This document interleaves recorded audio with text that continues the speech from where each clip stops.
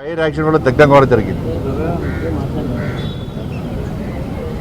అదృష్టవశాత్తు ఎవరు లేకపోవడం, వాళ్ళందరూ కూడా అన్ని కుటుంబాలు కలిసి జాతరకు వెళ్ళడం, పోయిన తెల్లవారే అగ్ని ప్రమాదం రావడం, అన్ని గుడిసెలు మొత్తం ఏం లేకుండా మొత్తం కాలిపోవడం జరిగింది.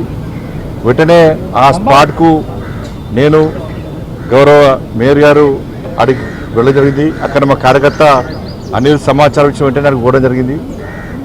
వాళ్ళు వెంటనే రప్పించి తాత్కాలిక ఏర్పాట్లు చేసి వాళ్ళ గుడిసెల కోసం అన్ని రకాల సాయం చేసి వాళ్ళకి షెల్టర్ ఏర్పాటు చేసి వాళ్ళకి గ్రాసరీస్ ఇచ్చి దాదాపు వారం 10 రోజుల పాటు వాళ్ళను అన్ని రకాలు ఆదుకోవడం జరిగింది.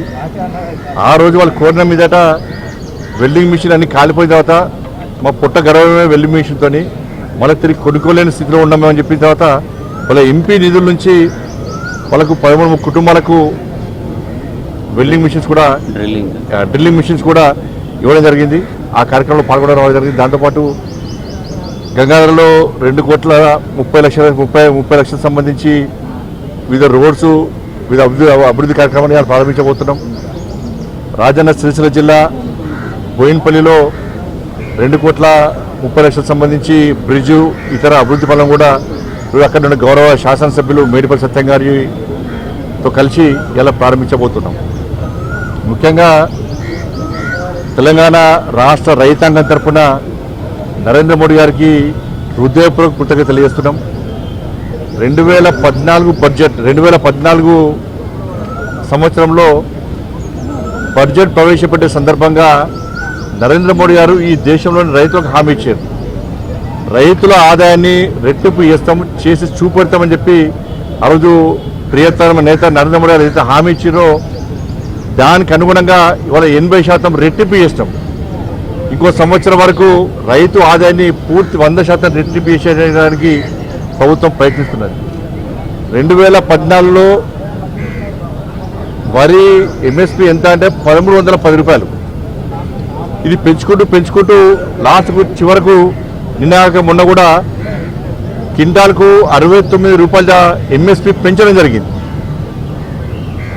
పత్తికి 589 రూపాయల పత్తికి పెంచడం జరిగింది.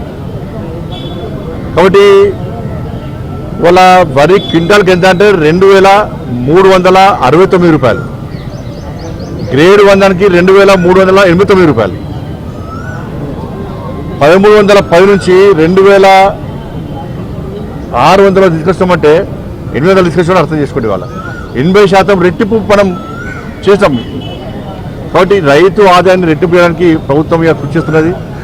ఇవాళ అన్ని రకాల సబ్సిడీ యూరియా ధరలు మార్కెట్ ధరలో పెరిగినప్పుడు కూడా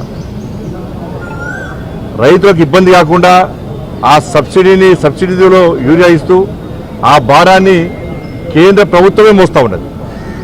పూర్తి సబ్సిడీ ద్వారా యూరియా ఇచ్చే ప్రయత్నం ఇస్తున్నాం కూడా.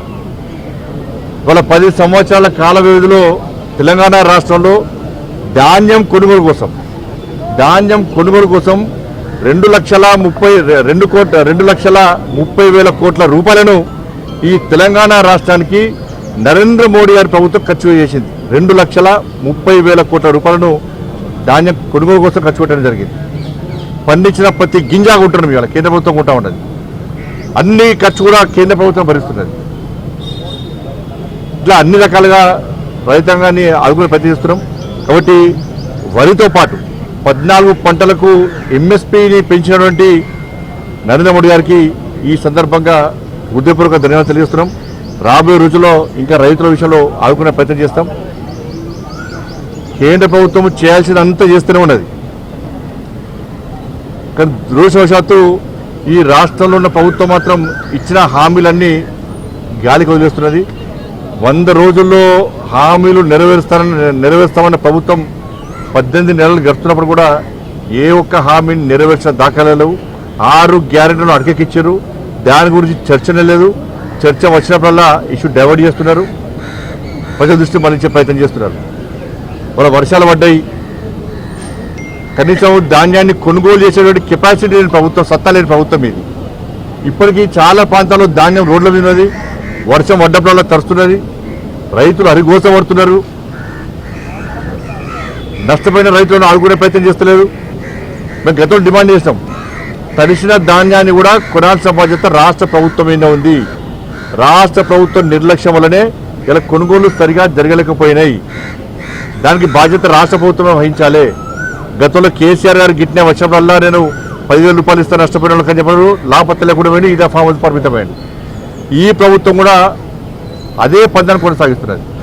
ఇలా 3.5 ఎకరాల లోపు వాళ్ళు మాత్రమే రైతు భరోసా ఇస్తారట. అంటే మీతో ఏ పాపం చేశారు? మీరు ఎన్నికలప్పుడు హామీ ఏమి ఇచ్చారు? రైతు భరోసా ఇస్తున్నారు, రైతు కుళ్ళకు పైసలు ఇస్తున్నారు, బోనస్ ఒక్క సన్నబడ్లకి ఇస్తాను, మీరు సన్న బ్యాంక్ ఇస్తాను, బోనస్ ఇస్తున్నారు. మీరు ఇప్పుడు వేసారు మొత్తం తగ్గించుకొని ఏదో నామమాత్రంగా ఒకరితో కొంతమందికి లాభం చేసి మేము మొత్తం 6 గంటలు అమలు చేస్తామని చెప్పుకునే ప్రయత్నం ఇలా రాష్ట్ర ప్రభుత్వం చేస్తున్నది. ఇలా 2,500 రూపాయలు మహిళలకు ఇస్తున్నారు. అది పోయింది 40,000 రూపాయలు ఒక్కొక్క మహిళలకు అడగాలి, మహిళలందరూ అడగాలి.